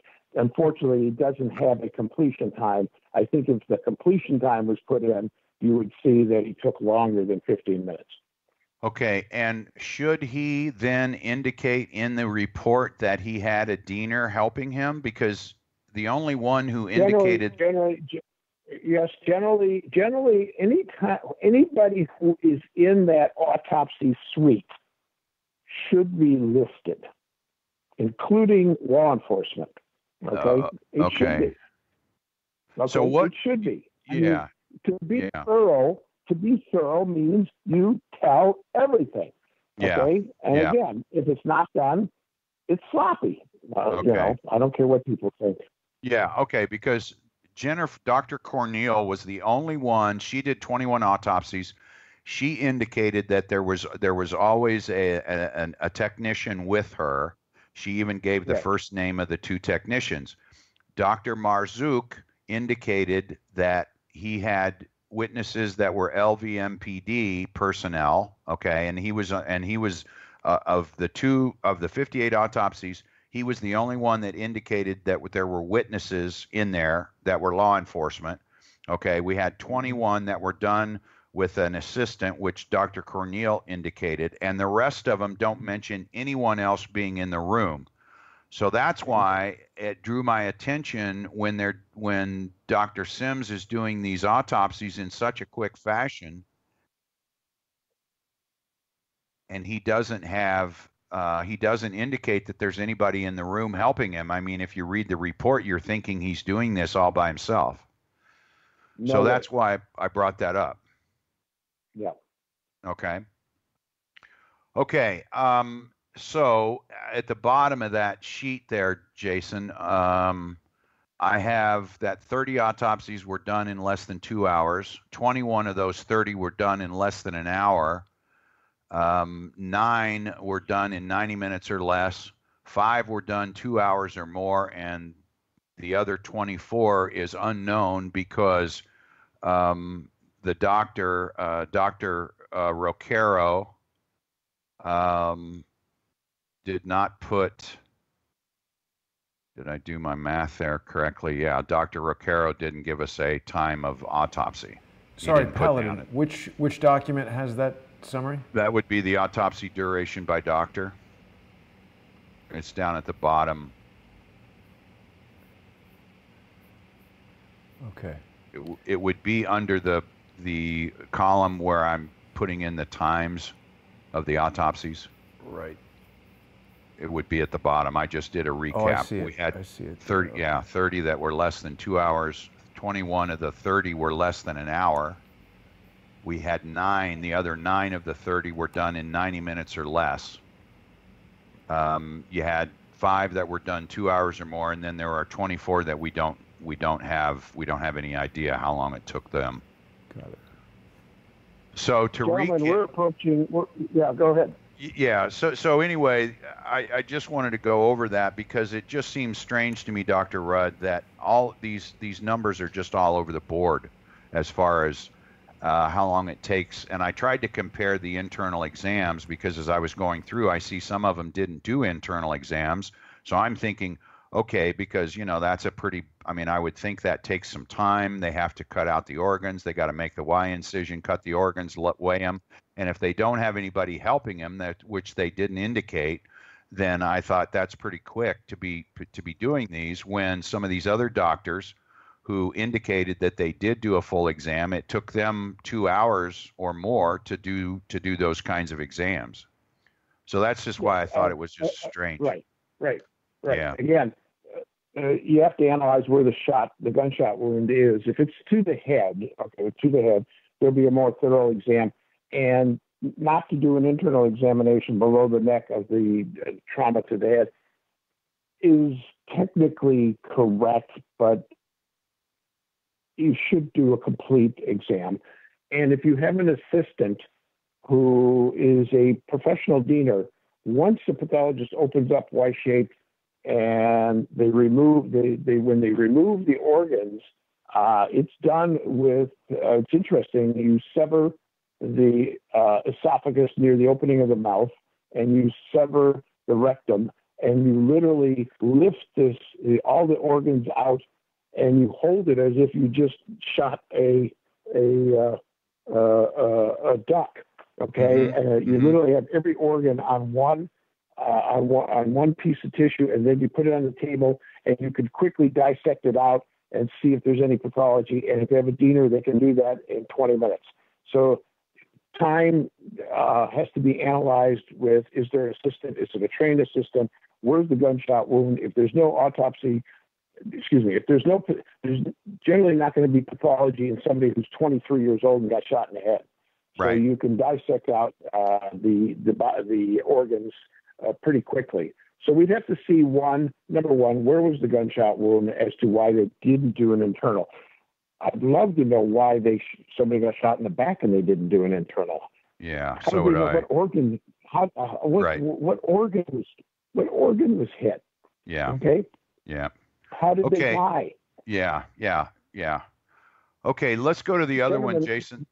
Yeah. Gentlemen, we're approaching 2 hours here, and I've got a dinner coming up in 20 minutes. Okay. So we got one more that we can go through here, Dr. Rudd, and then we'll let you go. The Which rigor mortis. Would you like, Paladin? The rigor mortis analysis. And that was what, a Microsoft Word document? No, that was the other Excel spreadsheet. That was the other tab on the Excel spreadsheet. Tab. Right. Yeah. Time of death, autopsy starts with 55? No. 21, the one you had before. Right. Okay. There we go. Got it up. There you go. Okay, Dr. Rudd, I don't know if you can see this, but what I've done is I've scheduled the autopsy number, the doctor, the date of death, the time of death, the autopsy date, the time of the autopsy, and whether the doctor indicated that the body was in rigor mortis. And then the last column, I have hours to autopsy, meaning the based on the time of death, from the time of death to the time of the autopsy, how many hours elapsed. Okay. And for the ones that we could come up with a time of death and a time of autopsy, and that was on one doctor, Dr. Sims, he has, after 34 hours, he has minimal rigor mortis. 2 that were 36 hours, rigor mortis is absent. 37 hours, it's minimal. 38 hours, it's absent.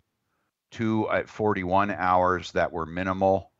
1 at 42 hours that was absent. 1 at 44 hours that were minimal. 1 for 58 hours, 1 for 59 hours, they were minimal.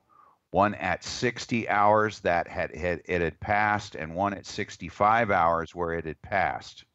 Now, I don't know if you can see the distribution there in the hours, but we have 2 autopsies that were done 72 hours after the time of death, and they were still in rigor mortis.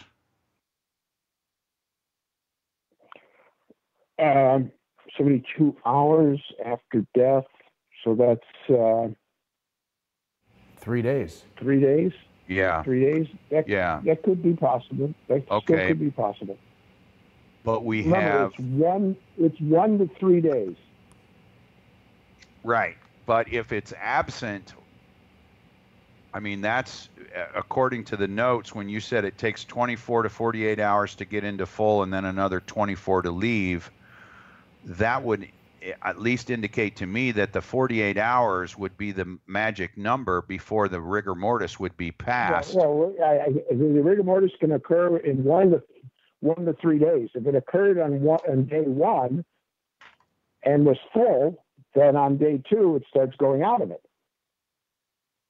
Okay, but earlier you said it took 24 to 48 hours to get to full rigor mortis after death. It takes Is that right? no, excuse me. It takes 1 to 3 days to full rigor mortis. It can occur full rigor mortis in 1 day. I said it takes 1 to 3 days. I'm not saying it takes 3 days to go to rigor mortis. Rigor mortis can be full in 1 day, or it could be full in 2 days, or it could be full in 3 days. So I may have stated it incorrectly. It takes 1 to 3 days, but it could occur as early as 1 day. So I'm not saying that it takes 72 hours to get the rigor mortis. It can take as short as 24 hours. Okay. It depends on what's going on biologically inside a body. As I mentioned before, activity, exercise makes it occur full earlier. Okay. And at what point would it be completely gone? Well, I'm trying to think. Probably 24 to 48, I think. I can't recall right now. Okay, so if it gets to full rigor mortis by 24 hours, I would say probably 24 to 36 hours. Okay. After it reaches full rigor mortis. Correct. So if it reaches full rigor mortis day 1, then at the end of day 2 or at the end of day 3, it could be coming out of it. Okay. If it takes 72 hours to get full rigor mortis, then on the 4th day it could be coming out, or the 5th day it could be coming out. Now, refrigeration, of course, can harden the body even though you're out of rigor mortis. So unless the pathologist waits for the body to warm up, he may pull the body out, start operating, and say, "Oh, he's in rigor mortis." Well, that's not true because the body's cold. Right. Okay, it's like a slab of meat. It's like a slab of meat. You defrost your steaks before you cook it. Well, if you don't wait long enough, you're going to misinterpret a cold body as in rigor mortis. Okay, but would you expect a body to be fully out of rigor mortis within 36 hours of time of death? I would say this. Again, rigor mortis occurs either day 1, day 2, day 3. Now, whichever day it's in full, then you have 24 to 36 hours for it to come out. But it's not an all or none phenomena. Some parts of the body after full rigor mortis starts losing it. Other parts will take longer to lose it. Okay, so given everything that I've presented today based on what you've so eloquently stated as sloppiness, do you find it interesting that two of these doctors, we had 6 doctors do autopsies and only 2 doctors had bodies that were not in rigor mortis, and the other 4 all had bodies that were in rigor mortis, even though a couple of the bodies were 72 hours after the time of death and they were still in rigor mortis? Wouldn't you expect that distribution to be more evenly done? I would think so, but I don't know. It's hard to say without, examining the entire case individually. No, I understand that. I guess I'm thinking that if it takes 24 hours for the body, the soonest it would be to full rigor mortis, the soonest, and then another 24 hours for it to get out of rigor mortis. That would be 48 hours. That would be the soonest it would be out of rigor mortis. Well, we've got some here that are absent. The doctor describes the rigor mortis as absent after 36 hours, which would indicate to me that that person died before the official time of death. That's what my point. And I know you may not want to say that. That's just what jumped out what at I'm me. saying is that I don't have the facts in front of me. It's very questionable, okay, for me to interpret this, okay? Mm-hmm. And again, I don't know. I need to have the stuff in front of me. Gentlemen, I think what we should do at this point is perhaps break, and then maybe in the future we could do another show if Dr. Rudd would like, and if he has time to review the material, perhaps we can delve deeper in. I think this has been an incredible exploration of the information. Doctor, if you could give us a summary, obviously not speaking specifically to some of these points, and I'm sorry to interrupt, Paladin, but I'm sensitive to the doctor's schedule. Fine. What do you think the overall consensus of this information would indicate about this body of autopsies and the activities in general of the coroner's office there in Clark County in response to this October 1st mass shooting event? Well, that's difficult for me to say. I would say that I had reviewed the autopsies, and the cause of death seems to be clear. I could say that, there's nothing there that indicated to me that it wasn't done properly. I fault them with not following a protocol and doing a complete job. Okay. I wish I could send, and I'm not in my office. I actually had a case that was sent out to a medical examiner's office on a child abuse case. This thing read like a textbook. It was so thorough. They called in a forensic anthropologist. They called in a forensic dentist. They called in this and that on an abusive trauma to a child. It was one of the best autopsies I've ever seen forensically. These autopsies got the cause of death, but they didn't do a complete job. And when you don't do a complete job and you don't follow protocols, people become suspicious. And I think you have to eliminate suspicions by doing an autopsy the right way all the time. If you don't do a Y-shaped incision because there's a head wound, that's fine. Okay, as long as you document the external part that you're not going to cut, you're going to document it with photographs ad nauseum. I would say they did an okay job, but that's all I'm going to say. Okay. All right. I think that's fair. That's fair enough. I did want to go over Paddock's, but we don't have enough time. Dr. Rudd, can we get you on again, and we could go over ballistics and some of these other issues that maybe we could wrap up so I can move on from the autopsies? Would you be willing to come back on and spend some time with us, some more time? Sure.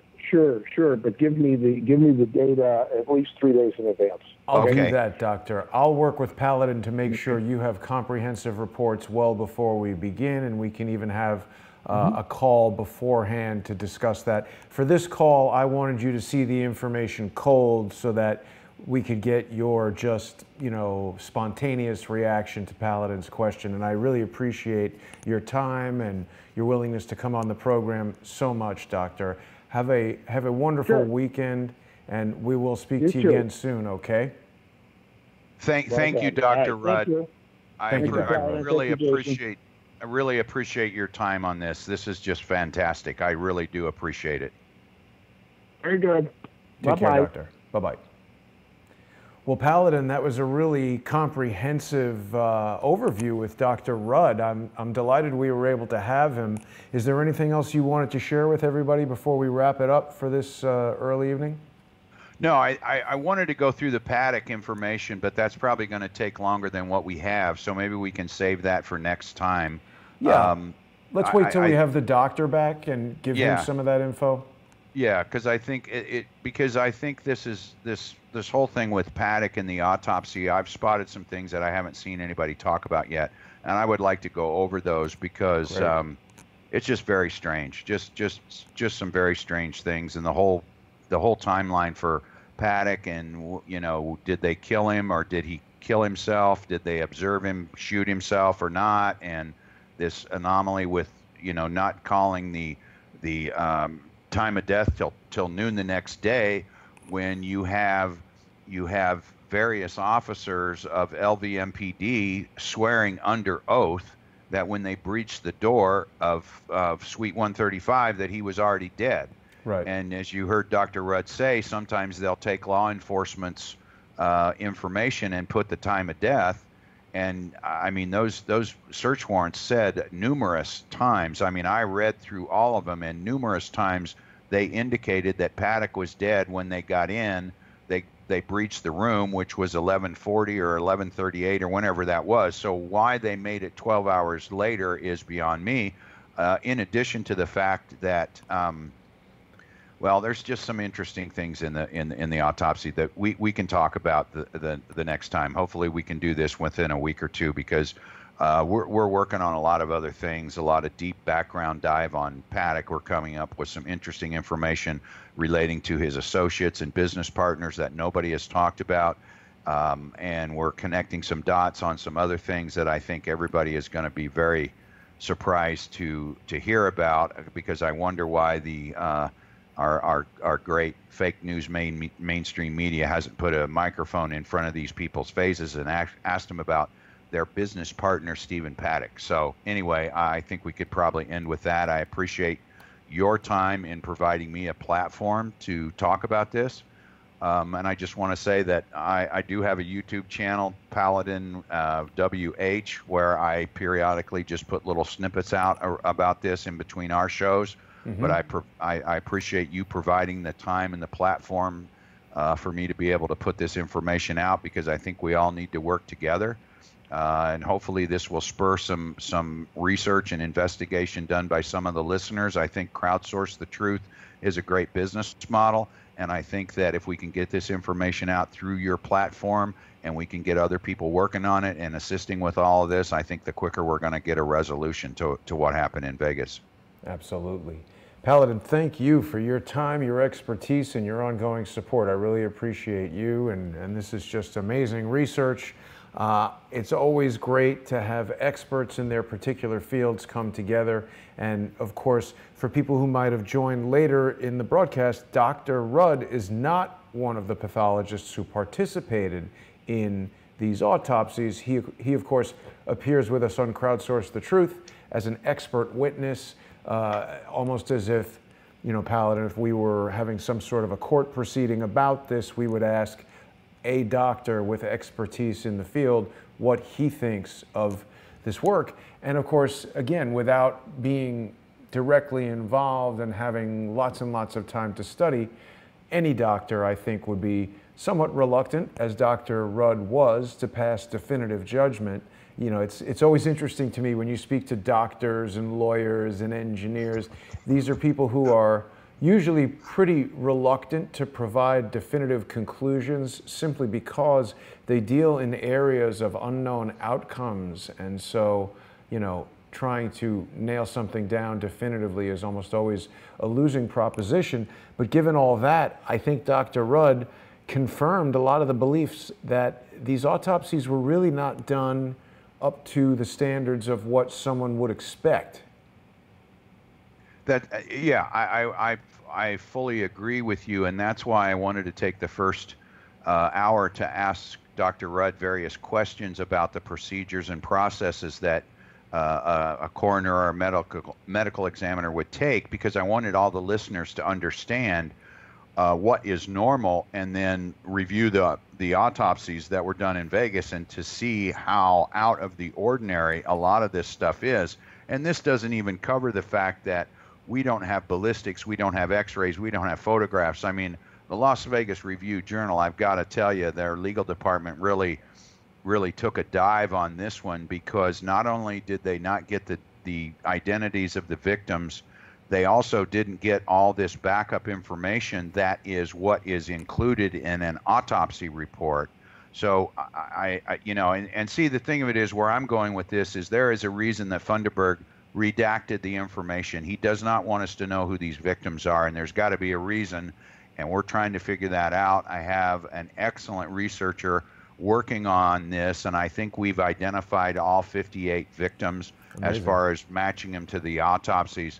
And so, as you can imagine, that is going to take us down another road as far as verification of who those people are, where they died, when they died, and all those kinds of things to verify this, because I don't see any reason why Funderburg wants to keep that secret. There's got to be a reason for that. So Right. we're going to figure that out. Well, and of course, when Laura Loomer and I spoke to Mr. Funderburg, John Funderburg, of course, is the Clark County coroner, he stated that his reason for not revealing the identities was strictly for the privacy of the families, and people can review that video on the original Crowdsource the Truth channel that has my name associated with it, Crowdsource the Truth, Jason Goodman channel.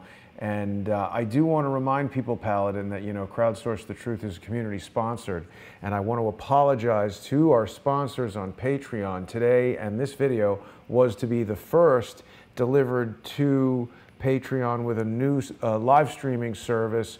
I've fired Crowdcast. That was not working well at all, and unfortunately I made a mistake in setting up the new service. So I'm going to do some extensive testing and make sure that our next broadcast will not have that problem. Tomorrow we've got Quinn Michaels returning, and Quinn always has amazing information. I want to thank Paladin. I want to remind people to hopefully go to patreon.com/crowdsourcethetruth, and it would be wonderful if people could become sponsors of the channel. It's going to allow me to expand into other methods that are, you know, removed from YouTube, that are hopefully not as susceptible to some of the malicious strikes we've been getting. I think people know who the likely suspects for striking these videos are. I'm just trying to bring experts, information, research, this type of thing that Paladin is doing, and bringing in Dr. Rudd and all that kind of stuff.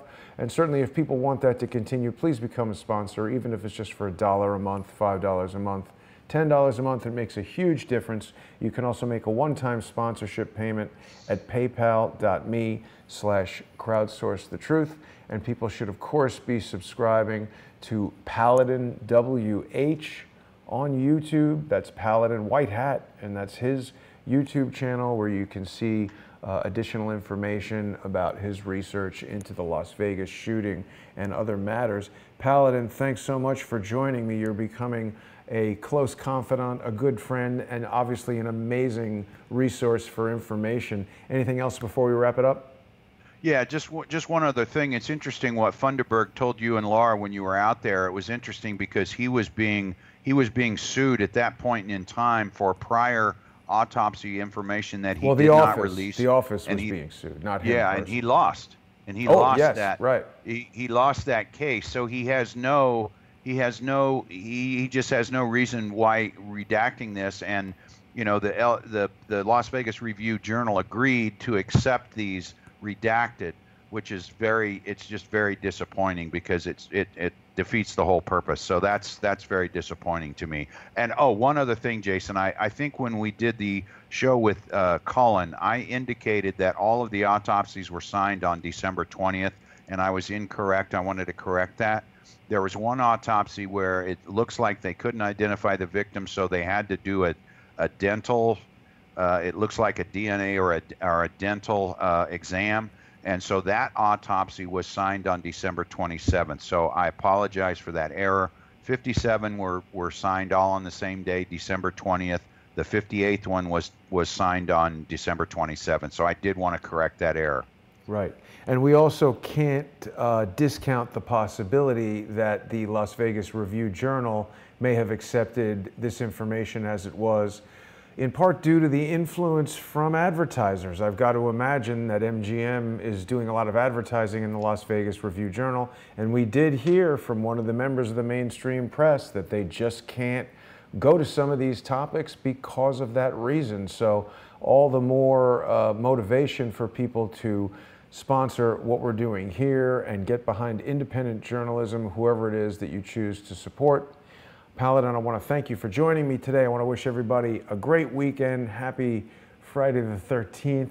Generally, not a happy kind of thing, but go watch a Friday the 13th movie or something like that. Thanks everybody for tuning in. I'll see you tomorrow.